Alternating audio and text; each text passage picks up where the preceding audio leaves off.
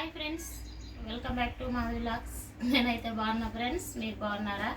ఈరోజు వ్లాగ్ వచ్చేసి ఏం లేదు ఫ్రెండ్స్, నిన్నటి నుంచి పిల్లలు చదువుతున్నారనమాట. స్కూల్లో టీచర్ చెప్పిందంట పిల్లల్ని పట్టుకొని వెళ్ళే వాళ్ళు దొంగలు వస్తున్నారని పిల్లలు చెప్తున్నారు నిన్నటి నుంచి.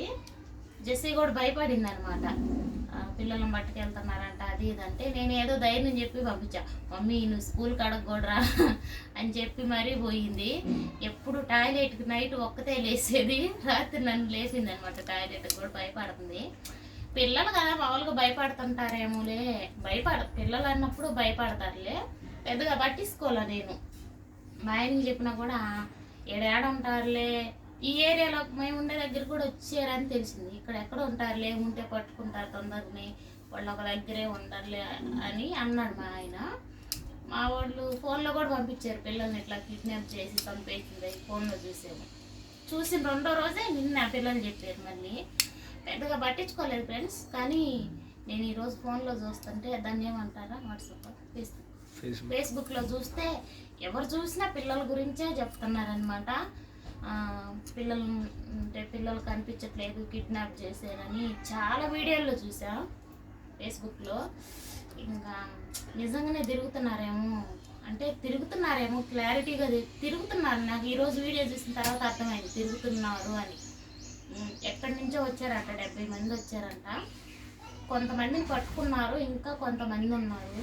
ఎక్కడెక్కడ ఉన్నారో, ఎవరిని పట్టకపోతారో తెలీదు. కర్నూలు ఎక్కువ నేను చూసింది తమిళ్ మాట్లాడుతున్నారు ఒక ఛానల్లో. ఒకటేమో కర్నూలు, ఇంకోటి ఏదో అటు సైడే ఊర్లే చెప్పారు ఫ్రెండ్స్. నాకు ఎందుకో వీడియో చేయాలనిపించింది. చిన్నపిల్లలు ఉన్నవాళ్ళు కొంచెం జాగ్రత్తగా ఉండండి. స్కూల్ దూరం ఉంటే మీరే వెళ్ళి తీసుకొచ్చుకోండి. చిన్న వాటికి షాప్కి ఎవరికొరకు పిల్లలను పంపించగలండి ఫ్రెండ్స్. పిల్లలను చూస్తే బాధ అనిపిస్తుంది తెలుసా.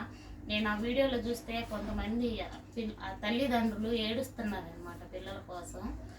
కొంచెం ఎట్లయినా కొంచెం బాధ అనిపించింది. ఎందుకో నేను కూడా వీడియో చేసి పెడతా.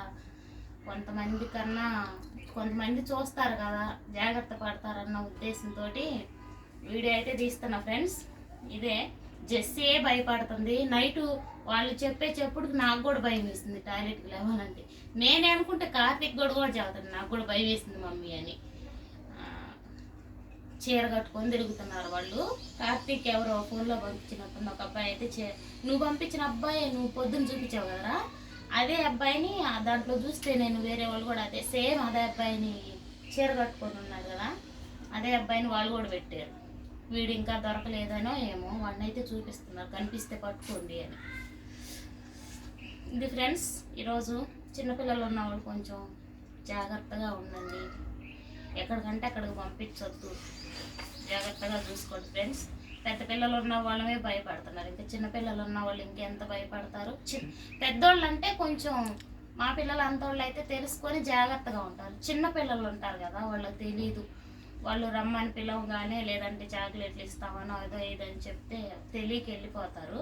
చిన్నపిల్లల్ని కొంచెం జాగ్రత్తగా చూసుకోండి ఫ్రెండ్స్. నాకు ఎందుకో సడన్గా వీడియో తీయాలనిపించింది, తీస్తున్నాను అనమాట. మీ పిల్లల్ని మీరు జాగ్రత్తగా చూసుకోండి. బాయ్.